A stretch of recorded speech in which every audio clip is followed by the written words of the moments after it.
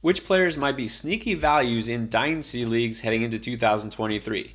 Let's find out. Here's a name that everybody's familiar with. Brian Robinson Jr. might still be a sneaky value in Dynasty. I think he is because people still aren't quite sold on him as the guy in this offense because he wasn't putting up huge fantasy games, but he was actually looking good in real life down the stretch, and he was taking over this backfield. And typically I'm pretty averse to trading for running backs in Dynasty in the offseason, but if I am going to trade for running backs, Brian Robinson is the type of running back I like to trade for. A young guy with potential who's not going to cost you much at all. Maybe a second round pick at most. You can trade a veteran player to a contending team, and he's worth the risk because Antonio Gibson under contract for one more year. It seems very unlikely that the Commanders are going to do anything at running back. So you got to think his role, at least as the 1A, is safe. Looks like he's on the rise. I think he's a great buy low candidate in Dynasty right now if you're looking for a buy low running back.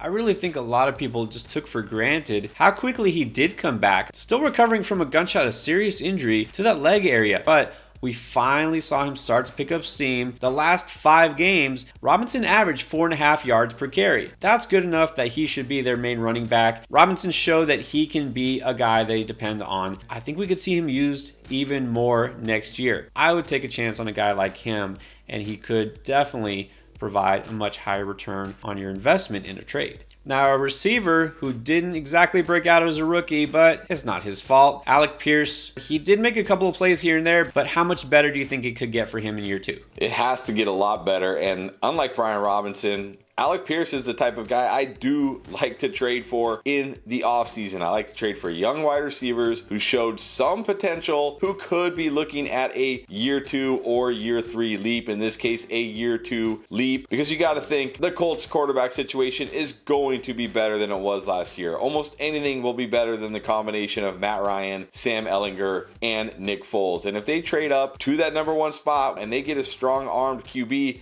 that's really going to be good for Alec Pierce because Alec Pierce is a burner who is playing in an offense with quarterbacks who couldn't throw the ball more than 5 to 7 yards at a time. This is still a good prospect, has elite speed, is a big play type of guy. He's the type of wide receiver I love to gamble on in the offseason in Dynasty. Perfect buy low candidate. If you go back a year ago and check out some of our videos, you can see talking about rookie receivers.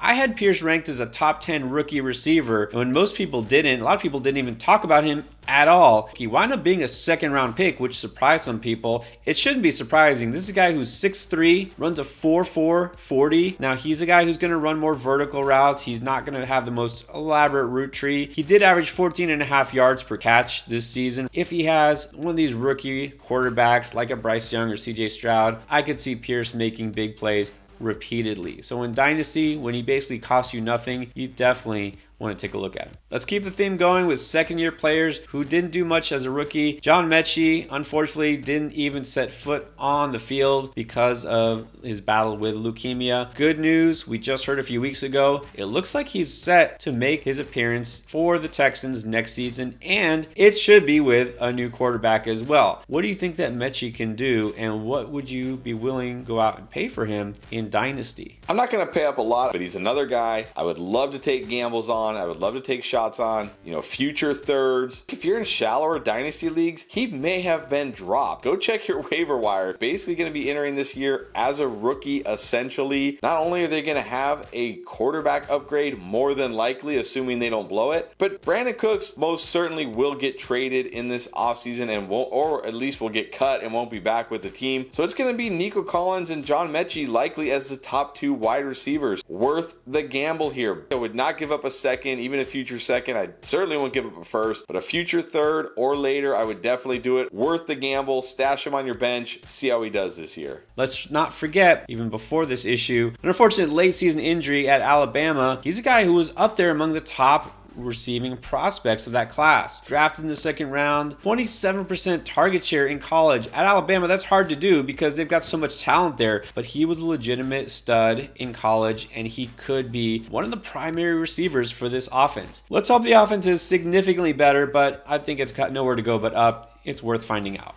And you thought we wouldn't give any tight ends love in this Dynasty video. You were wrong. Let's look at a guy who could be a breakout potentially, and that's Jake Ferguson of the Dallas Cowboys. Now, a lot of it is predicated on the idea that Dalton Schultz won't be back with the team next year. Jake Ferguson might make that a little easier to happen because he has looked good in moments in Dallas. Yes, he has. Dalton Schultz with those two, I guess, lazy plays at the end of that game probably didn't help his cause. I don't really see how they bring Dalton Schultz back. Are they going to franchise tag him? Are they going to pay him? They have so much money tied up between players that I don't see how they make it work with Dalton Schultz. Ferguson did show flashes this year, and I doubt anybody who has Jake Ferguson feels good about Ferguson. I don't think they're looking at Ferguson and thinking about what could be if Dalton Schultz is gone. A future third, I think, would be enough to get him, a throw-in in another deal that you're working on potentially. So definitely a guy to keep your eye on. It's tough to find tight ends, especially in Dynasty. If you don't have one, you might as well take shots on a guy like Ferguson. And this is one of my favorite type of picks because almost nobody will be on him right now, but you have to look ahead. Chances are Schultz isn't with this team again for various reasons, mainly financial. I see Ferguson as a guy who could step into the primary receiving role in a very favorable offense. Obviously not afraid to target the tight end, especially in the end zone. Ferguson is a guy who caught a ton of passes at Wisconsin. That's what he's going to be on the field for. I could see him being a very sneaky play here, so you can get him for nothing. He might even be floating on waivers in your Dynasty League. I would scoop him up now before free agency happens. Those are some sneaky values in Dynasty Leagues, but if you want to know the guys who are skyrocketing, check out our video right here.